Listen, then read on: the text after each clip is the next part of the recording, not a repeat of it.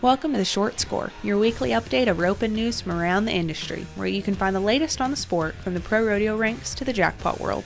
I'm Taylor Vollen, and I'm your host.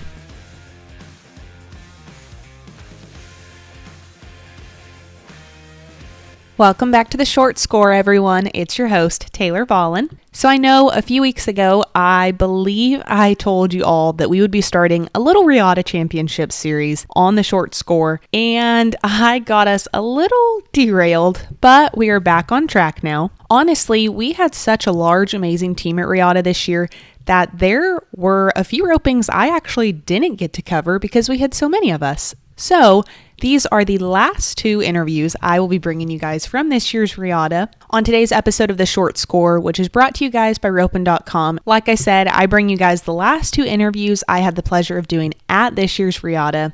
We'll kick this episode off with the 10.5 winners, Tana Alcorn and Taylor Pettigrew. Tana was aboard SJR Diamond Metallica, and Taylor rode Call Me Mr. Jones. And if you haven't heard, though I'm sure you have, I don't know how you wouldn't have, Tana and SJR Diamond Metallica had a huge week at the Riata, winning nearly $150,000.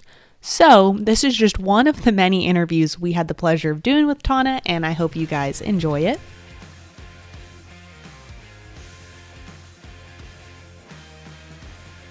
What a weekend. And it's only Friday. Can you even put into words how you're feeling right now? Absolutely not. There's no words. Just all I can say is it's on everybody's time, and when it's your day, and hopefully mine just continues to go. What do you think it is about her that made her so strong and so dominant? Just nothing rattles her. She's been going since she was 3, so all of this is not new to her, and she's just good and wants to be your friend, and she's athletic all the time. She's by CD Diamond.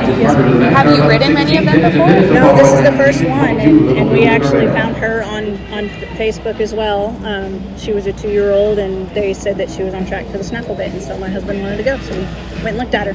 Have you noticed anything you feel like that has come through maybe from that sire? Oh, absolutely. If it wasn't for Travis's foundation and the foundation that she got started on, I don't think I'd be where I'm at today. But my husband's done a great job with her and keeping her athletic for me and keeping her behind my hand. Chelsea was telling me a story that you almost sold her this summer. Yes, I did. I had her priced, had the video made and everything, and then I had a couple girls come try her, and they kind of never really panned out. They never called me back for a vet check or anything, so I didn't call them back, and now she's probably not for sale. Yeah, I bet they're probably regretting that decision, and you're grateful. Yeah, I know. Tell me about Call Me Mr. Jones, that was his name. Tell me a little bit about him. I bought him out of the country as a 4-year-old, didn't know much, and we spent a full year and a half just getting him to this point. What? Did you train him, I'm assuming? Yes. What are some things you kind of focused on putting into him? Just getting broke and getting soft. And Gotcha. just lots of miles. Yeah. Have you ridden any horses by his side? No. It's the first one. I'm going to breed some Airstream next year, though, because I like Dr. Jones. Yes, Traveling Jones is gorgeous in person. Yeah, he is. He's big and he's fast. Yes. This horse is very fast. Gotcha. I was going to say, what are some things you like about him, but... He's fast. That's his best attribute. He's pretty and he's fast. Did you head on him yesterday, too? No, I didn't. No? Okay. I was going to, and then how it all worked out, where I just ended up healing. And do you really switch ends on him, though? Like, is he pretty decent on both? He's a nice one. What do you think kind of gives him that versatility? He's fast, so it's good with the head on, and he's broke good, likes to stop. He's a good horse. What was kind of your guys' plan today in the short round? Catch. Yeah, I would think so. There really wasn't a plan, I don't think. We both made the short go in the 12 yesterday, so we were kind of just like, let's do it again. Yeah. How do you guys know each other? Do you rope a lot? Oh, we live down the road, an hour. Oh, nice. Yeah. So we've known each other forever. Gotcha. Perfect. You both roped yesterday, you said. How have they it seems like they've taken it pretty well. Like, this is no big deal to them, this many runs in one weekend. Yeah. What do you kind of tell me about that, I guess, for each one? Oh, have you been to a team roping? I mean, everybody ropes like 500, 600 horses. Yeah, no, I think as far as that goes, the more you can rope on them, the better. Yeah. It's not a big deal to do. I mean, my mare did 8 runs, and I maybe don't practice 8 runs on her anymore, but before she returned a lot of steers. Mm-hmm. So I've been going to a lot of roping. Yeah. Spent a lot of money not winning, just seasoning and getting him ready for a good day. What do you think? I know this is probably a silly question, so I apologize. But what do you think it is that kind of allows them to keep their cool like that? Like you said, she doesn't get rattled, and to be able to run so many steers in one weekend. Run a lot of steers, but they're not back to back to back. True. You get a little rest. Yeah. I think the saddle time and post patrol sitting at the fence helps a lot too. Yeah. They get to see everything without a ton of pressure. Mm-hmm. I didn't get to ask you, what does this one mean to you? I mean, 50,000 you're taking home? No. Maybe a little more. A little more? Yeah. Sorry. He's going to go in the sale. Is he really? Mm-hmm. What prompted that decision? Well, I've got a 4-year-old at home, and I've got a bunch of colts. And I just getting older, and I can't ride. Yeah. I've just camped on him. Now I'm going to have to camp on the next one. And if you want to become a better roper, Ropin.com is the online training resource for team ropers. In addition to thousands of videos and exclusive roping films in your back pocket, members have private access to world champion coaches like Jake Barnes, Clay O'Brien Cooper, Matt Sherwood, 26-time world champion Trevor Brazil.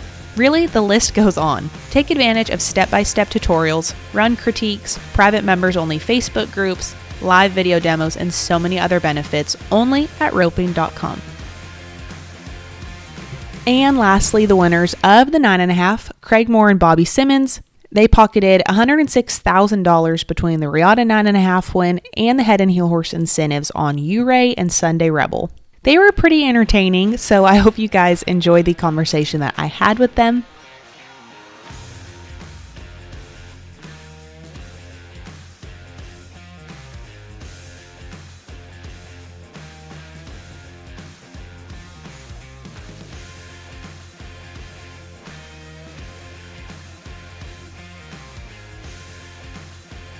So you're taking home first, second, the incentive. Such a big day for you. Tell me a little bit about what this means. Oh, it means everything. Like me and Bobby was talking, just the biggest thing for me is I've been around people my whole life, and the passion that all of these guys have with this sport. I think they'd be here if the money wasn't here. oh yeah, You know, I mean, it's exactly. I mean, you do it for buckles. I mean, it's just the family, how family oriented all of this is. It's not for me. It's not. I just have a passion for it. It's not all about the money's wonderful. Don't get me wrong. We're all about it. But I'd be here if it was giving a buckle away. Yeah. You know, I mean, I love the people that I'm around. I've got.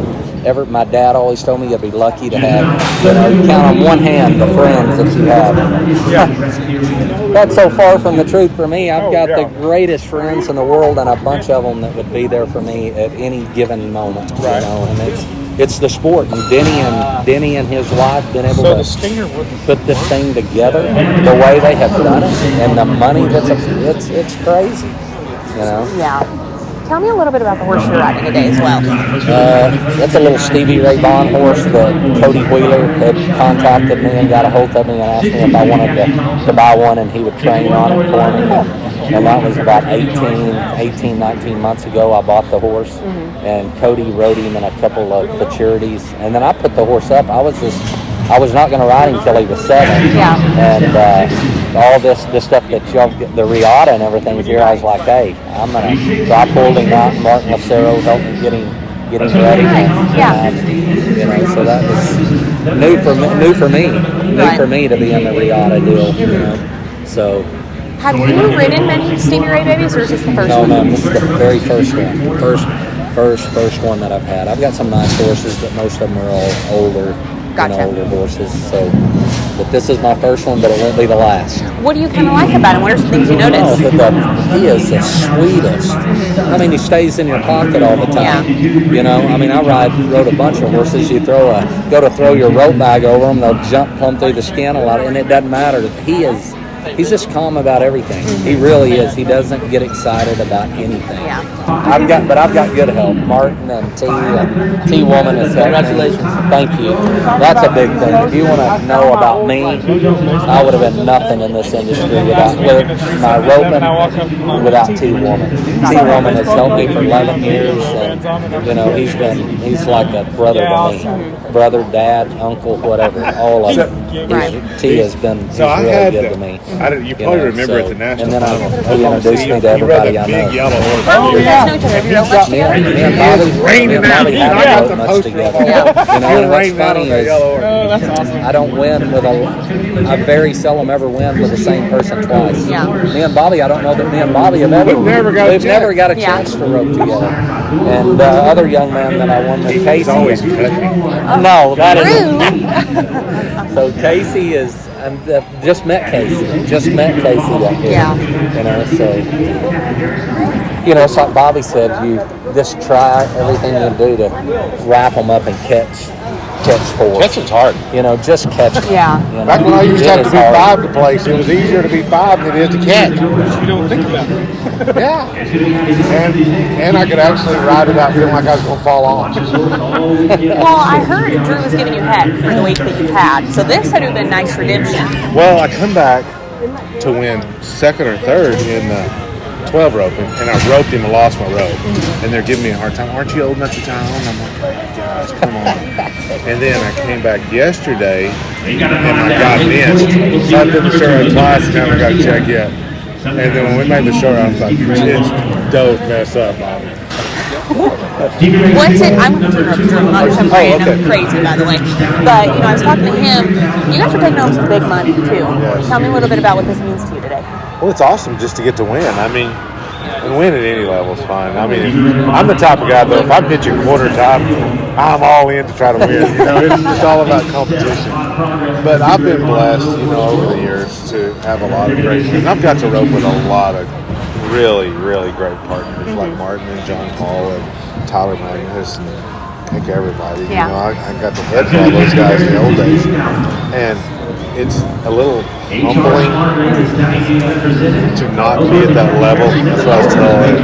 You know, it's hard on my ego when I started coming down, but actually all my friends are, you know, at this level. So it's more, roping to me is more social than it is trying to win. I'm blessed. I have a good job, and you know, I have a construction company. So if I don't win, I still get to go eat or do work. But in the old days, when I was young, if I didn't win, it was hard. But now I'm blessed enough to still get to do what I love. And you know, in the last 4 years, I've had 3 knee surgeries, a back surgery, and a shoulder surgery. So I've missed 24 months out of the last 4 years out with surgeries. Yeah. So I'm glad to be here. And sound. And sound. Yeah. Understandable. Now, you're riding Sunday Rebel? Yes. I bought that horse in an online auction from Melanie Solo. And I'd bought quite a few horses from her. And I called her, I said, she goes, Bobby, quit buying horses. Until I'll call you when I got one that you'll like. And so she called me and said, you're going to like this one. And so I bought him online.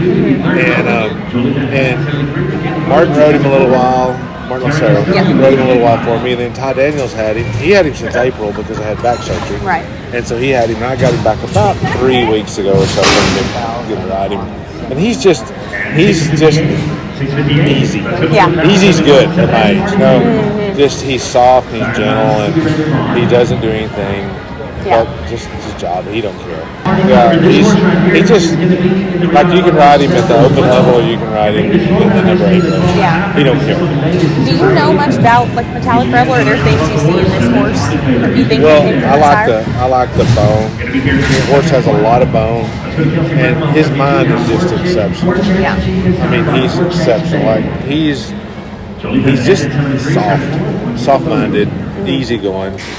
Ty Daniels girlfriend Lonnie, she's spoiled him. She gives him treats, and he's worse than a dog. It's like having a wet bird dog. You can't get him off. You know?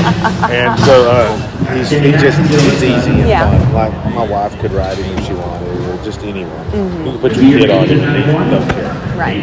That's awesome at my age to have one that's gentle.